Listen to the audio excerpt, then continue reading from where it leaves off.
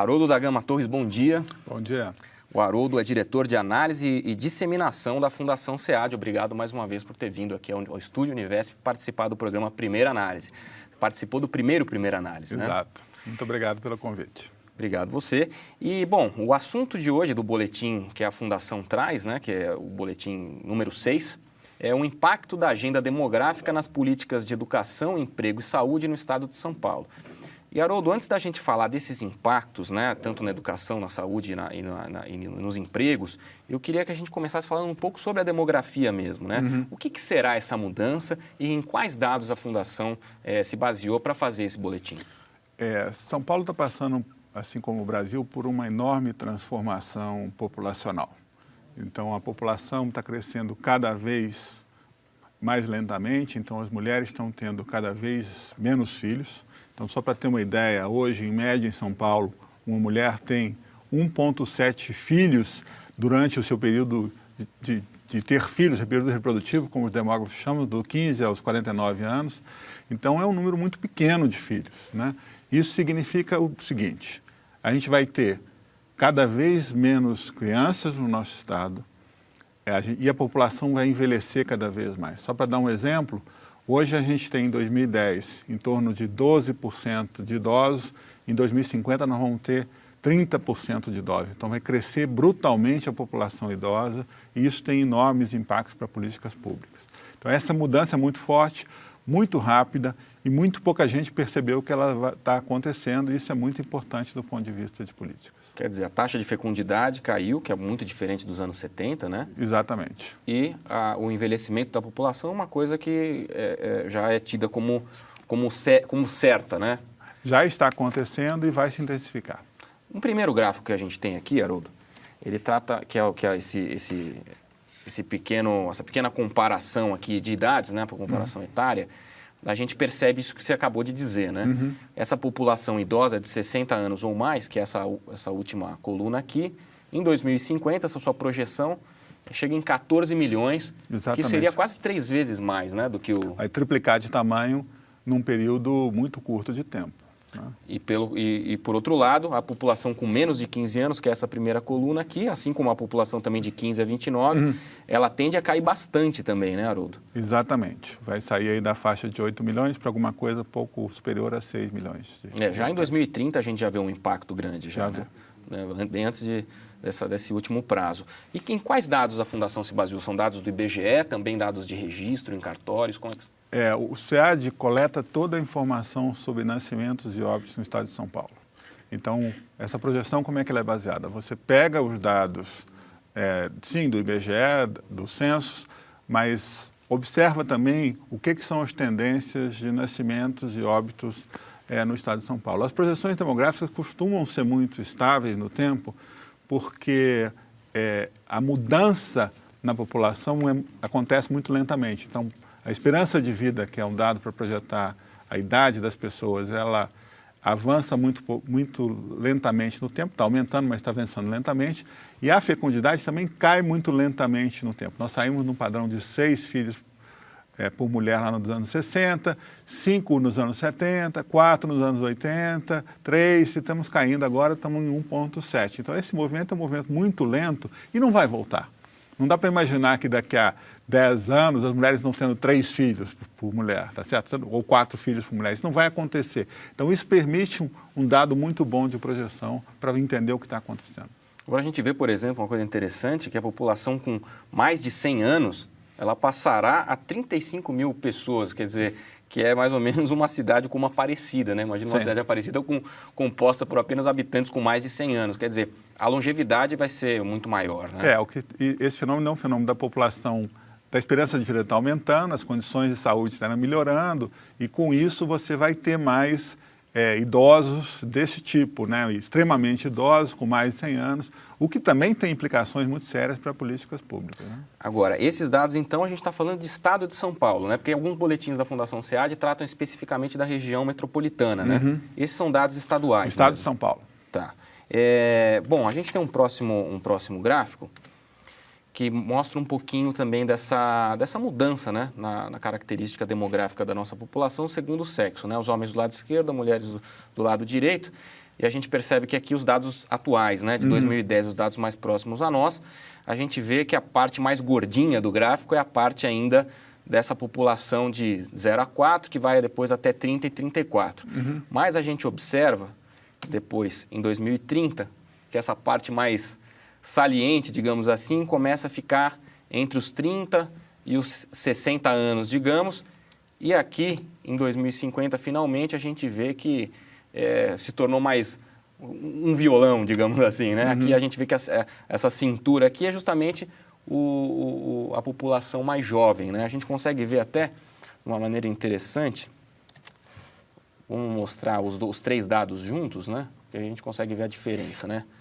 A gente vê aqui, ó, que realmente é uma mudança drástica. Muito importante. Essa geração que hoje tem aí 25, 30 anos, é essa geração que vai ter 45, 50 em 2030 e é essa geração que vai ter 60, 70 em 2050. Quer dizer, essa faixa gordinha do gráfico, você está só subindo com essa geração. Mas como essa geração tem muito poucos filhos, esse movimento da pirâmide larga não vai se repetir mais. Você vai ficar com a pirâmide cada vez mais enxuta. Se você olhar para a pirâmide de um país como a Suécia, ela parece um barrilzinho, ela é toda retinha e não tem esse movimento dessa largura que acontece aqui, que era fruto dessa geração que tinha muitos filhos, a população crescia muito e tal. Então, nunca mais vai acontecer esse movimento dessa pirâmide larga em algum lugar. Quer dizer, uma tendência, então, não é uma característica só de São Paulo, né, Haroldo? Isso também se observa em outras metrópoles brasileiras? O Brasil como um todo está passando por isso, né? Em todas as metrópoles, mas com movimentos diferentes. O Nordeste ainda mais lento, essa pirâmide é pirâmide mesmo, nesse sentido mais largo na base, mas crescentemente o Brasil inteiro vai convergir para essa tendência. Bom, e o que a gente pode aprender com essas características da demografia? O que vocês da Fundação SEAD avaliaram nesse boletim impactos em 3 áreas, né? E eu queria que você falasse um pouquinho primeiro do impacto na área da educação. O que está acontecendo com a educação é muito interessante. Você está vendo, porque como tem cada vez menos crianças, você começa a ter oportunidades na área de educação que não existiam antes. Então, municípios têm muito mais chance de universalizar o ensino infantil, o ensino na faixa de 4, 5 anos, ou mesmo creche, do que tinha antes. Porque com os recursos que existem, com menos crianças, você vai poder oferecer melhores serviços ou mais vagas para as crianças que existem. Então, na simulação que a gente fez, tem um gráfico que está aí, está mostrando que a maior parte dos municípios vão conseguir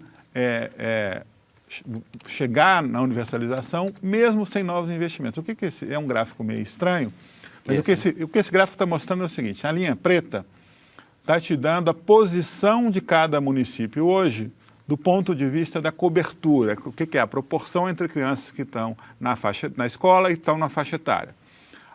Alguns municípios estão bem abaixo de 60%, são poucos, e alguns municípios abaixo de 100%. Esses que estão acima de 100% são municípios que atendem municípios vizinhos. Então, sei lá, de repente o aluno ele vive em Santo André, mas estuda em São Bernardo, por exemplo. Isso é possível, então você tem essas dinâmicas. Quer dizer, o município que atende não só a própria demanda, como a demanda dos vizinhos. A demanda dos vizinhos. O que vai acontecer é que a maior parte dos municípios, mesmo se ele não mudar em nada a sua oferta, ele vai conseguir estar cobrindo mais gente. Você viu que a linha vermelha é a posição que ele estaria em 2030 sem oferecer nenhuma vaga adicional. Tá. Você vê que a grande maioria deles vai estar cobrindo a sua oferta melhor do que cobre hoje. Tá. Vai ter mais municípios acima de 100%, tá certo? Então, isso significa, basicamente, que o objetivo, inclusive é uma meta constitucional, de universalizar o ensino infantil, a educação infantil, o objetivo de universalizar a educação infantil vai se dar mais facilmente do que era no passado. Quer dizer, o Plano Nacional de Educação que contempla isso, né? Quer dizer, pode ser que tenha mais facilidade. Agora, uma coisa que eu fiquei curioso, para a gente completar esse gráfico, Haroldo, essa linha vermelha, você falou que a linha preta é a linha que corresponde às taxas de atendimento atuais. Isso. E a linha vermelha são a hipotética taxa de atendimento de 2030, é isso? 2030 com a oferta atual. Tá. Então, imaginando que se você entregasse as mesmas vagas que você entregasse hoje, onde você estaria com a população projetada para 2030. Claro que isso é uma hipótese, a oferta pode aumentar e deve aumentar, mas é para explicar esse efeito que a gente está falando. Agora, uma outra coisa interessante aí é o seguinte, é que o volume de recursos por aluno que cada prefeitura vai dispor vai ser maior. Com a arrecadação subindo, o que é normal, com o crescimento econômico, você vai ter cada vez mais recursos por aluno, porque são recursos constitucionais, então o município é obrigado a gastar em educação infantil, o recurso do Fundeb, desculpe.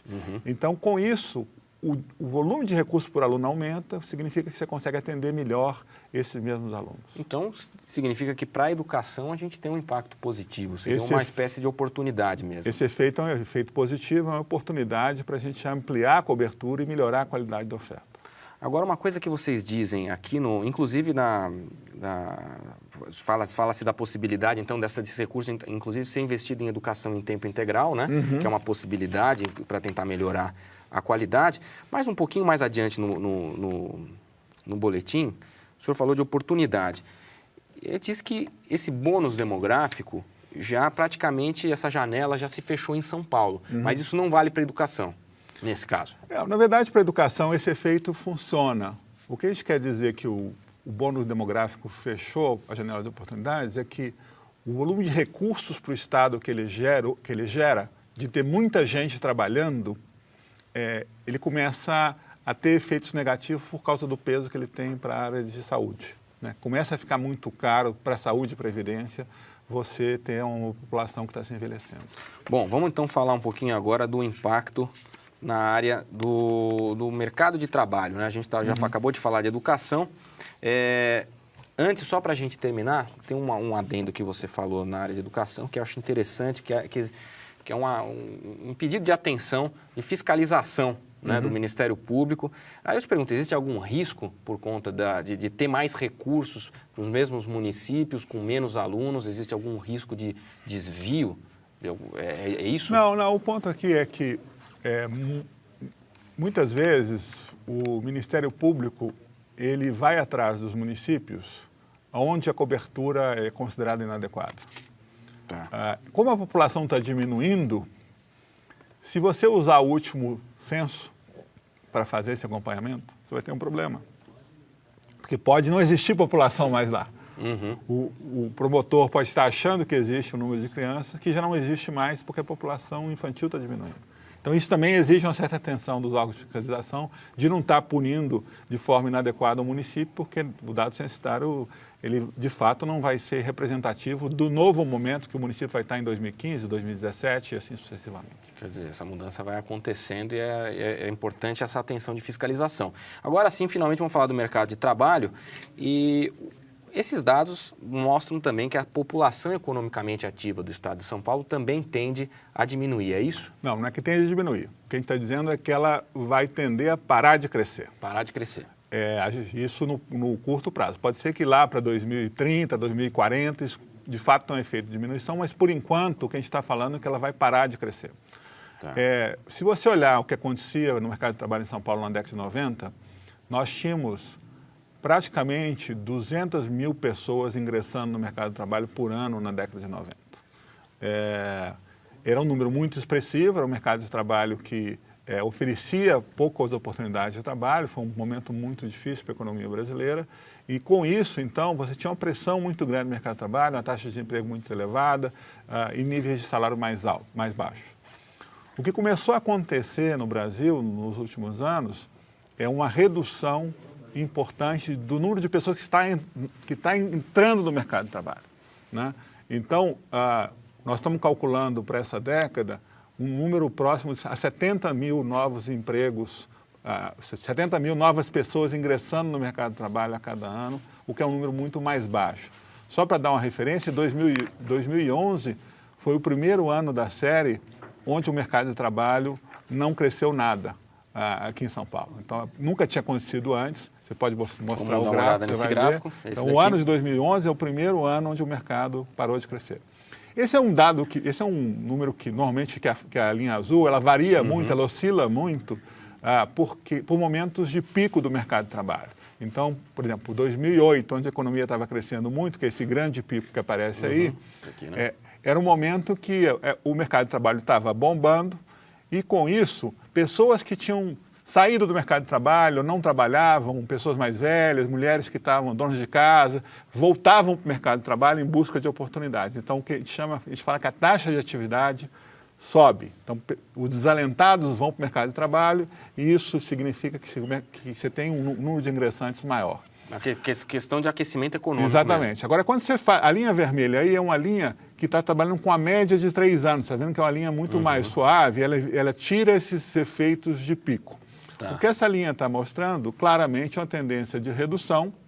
E quando a gente projeta para frente, como é que a gente projetou? A gente imaginou o seguinte: quando você pega a população economicamente ativa e divide pela população em idade ativa, então nós estamos pegando as pessoas que estavam trabalhando ou procurando trabalho, dividindo pelas pessoas que tinham mais de 10 anos de idade, que é como a PED aqui define a população economicamente ativa. Tá. Então, quando você pega essa relação e diz, olha, se essa relação ficar constante, por isso que a gente faz essa projeção. Por isso que a gente está dizendo que é 75 mil pessoas ingressando no mercado de trabalho por ano. Tá. A gente pode refinar esse estudo se a gente for mais restritivo e pegar a população de 15 a 60 anos, por exemplo, para dizer o que é a PEA, a gente vai estar falando que vai ter só alguma coisa como 30 mil pessoas ingressando por ano no mercado de trabalho. Então, está dizendo que é um mercado de trabalho muito enxuto. Isso significa que a tendência é aumento salarial e para você conseguir... E tem impacto sobre o crescimento da economia. Para você crescer no mercado de trabalho enxuto, você tem que aumentar a produtividade, você tem que ser mais produtivo, porque não vai ter mais gente trabalhando, o emprego vai crescer com mais dificuldades. Quer dizer, a gente partiu então de um decréscimo aí, foi para quase 1/3, né, Exatamente. do valor dos novos trabalhadores, né, por ano, que ingressam por ano. E isso significa, então, valorização da mão de obra? Isso tem significado aumento de salários, que é bom. Por outro lado, isso também impressiona a economia no sentido de que, se você não crescer a produtividade, aumento de salários induzem a aumento de preços. Então, tem um efeito complicado aí que tem que ser administrado. Então, é muito importante, a partir de agora, crescer não por mais trabalhadores, mas crescer por aumento de produtividade, porque a gente não vai ter mais trabalhadores aqui na região metropolitana no nível necessário exigido para um crescimento econômico importante. O boletim levou em conta também algum efeito de migração de trabalhadores da região norte do país, região nordeste? Hoje, para a região metropolitana de São Paulo, a migração é negativa. Nós estamos mais gente voltando para o Nordeste do que vindo para o Nordeste. Então, por várias razões, né? Então, São Paulo hoje deixou de ser aquele grande magneto de atração populacional e hoje ele tem a migração pesa muito pouco na dinâmica demográfica aqui. Não é que não tenha migração, existe, mas o número de pessoas que saem de São Paulo é parecido com o número de pessoas que entram em São Paulo. Então, esse efeito é equilibrado. Bom, vamos falar então um pouquinho agora dos gastos com a saúde, né?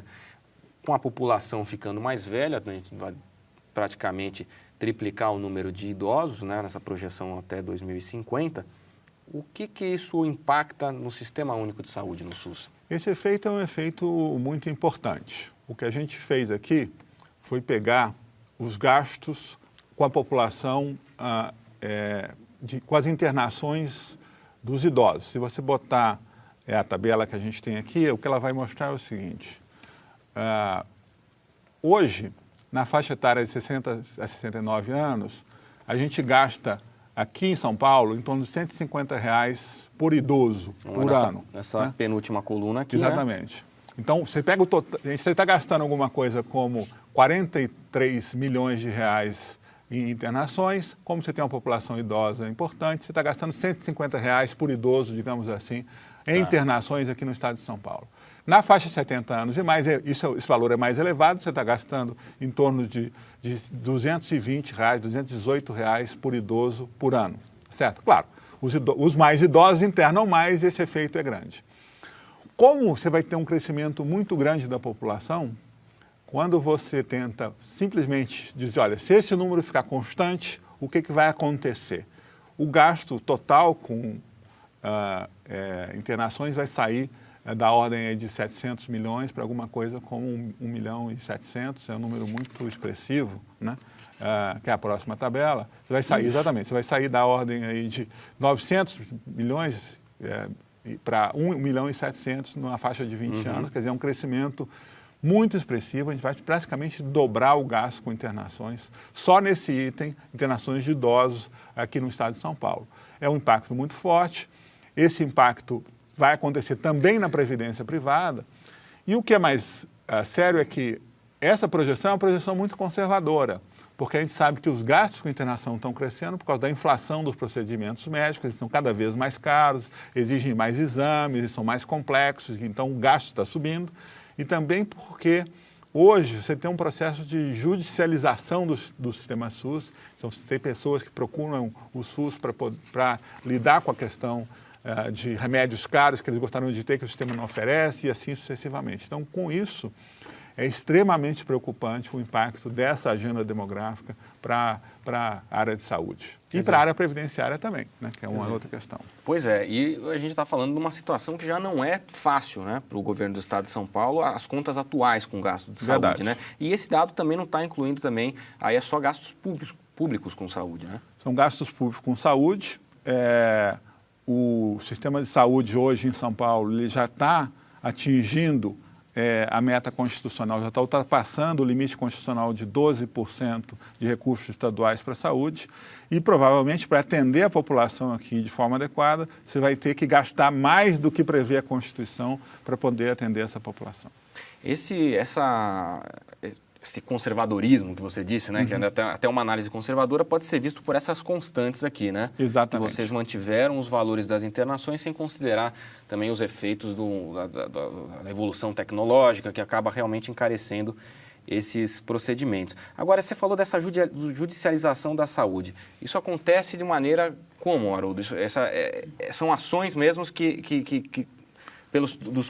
das próprias pessoas interessadas em receber um atendimento, isso... Hoje em dia você tem medicamentos extremamente sofisticados e complexos, ou equipamentos médicos. Então, eventualmente, uma pessoa tem uma doença que o SUS não oferece aquela medicação, ela entra na justiça e consegue acesso a essa justiça, a esse medicamento ou serviço no âmbito do sistema judicial.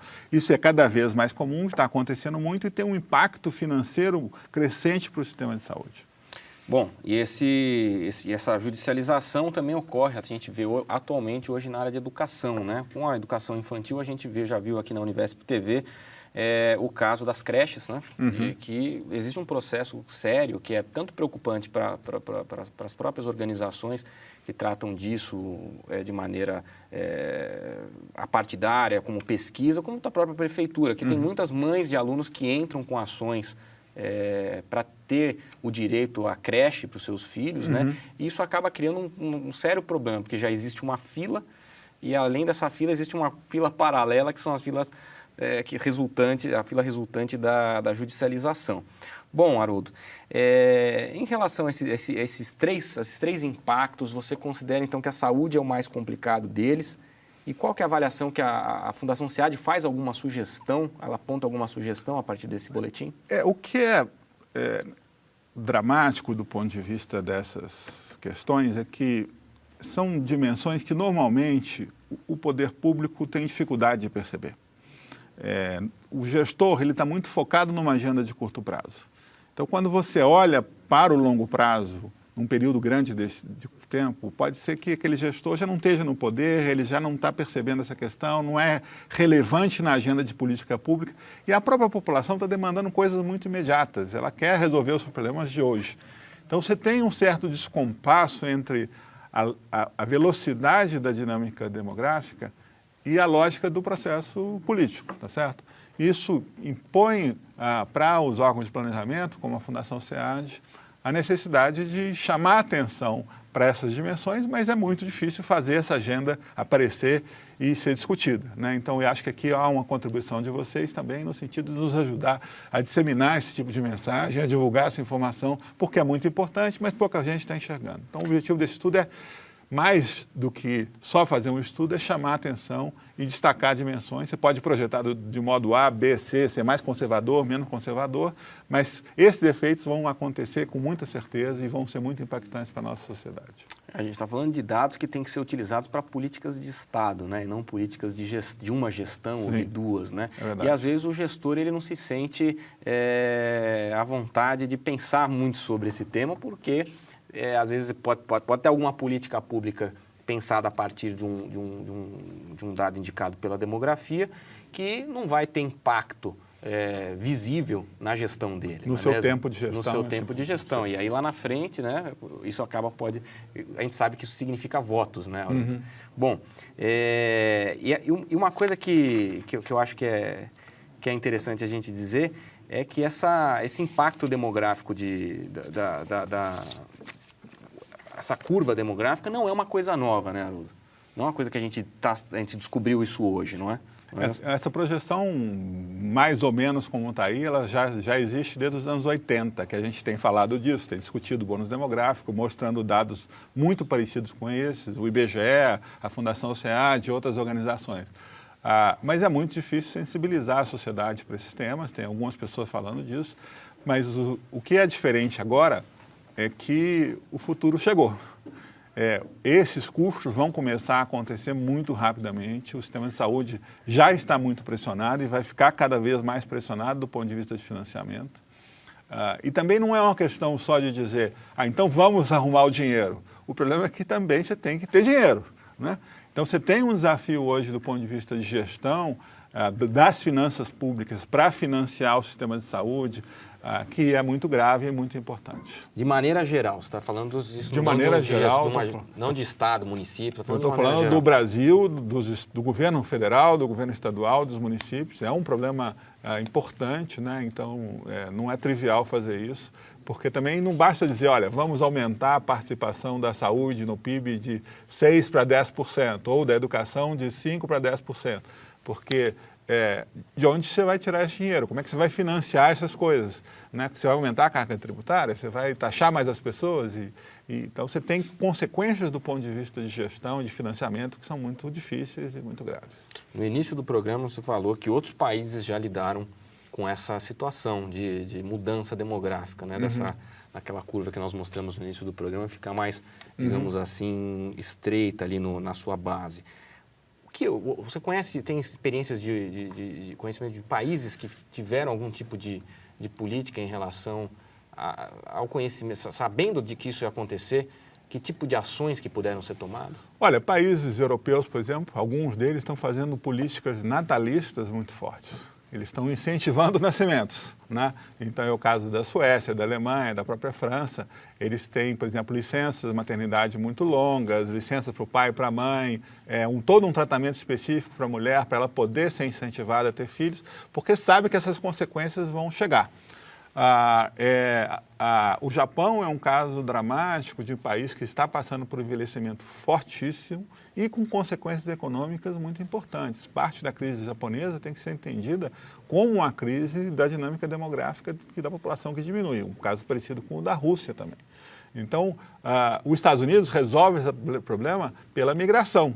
A migração permite que você continue tendo muitos trabalhadores no sistema econômico americano, financiando, digamos, a área de saúde e a área de educação. Agora, não está claro o encaminhamento das questões no Brasil, mas são questões que a gente vai ter que discutir, vai ter que pensar como resolver. Por outro lado, como a China e a Índia já tem um outro tipo de problema, né? Que ainda continua o controle de natalidade forte. Né? A China vai passar agora por um problema fortíssimo de envelhecimento da população, seríssimo, muito importante, porque a política do filho único agora está trazendo famílias muito envelhecidas com poucos filhos. Então, o financiamento da área de saúde na China vai ser um problema crescente e muito importante. Haroldo, muito obrigado pela sua participação e espero revê-lo em breve em outro boletim do Primeira Análise. Estamos à sua disposição. Muito obrigado. Primeira Análise fica por aqui e volta em breve com novos boletins da Fundação SEAD. Até lá.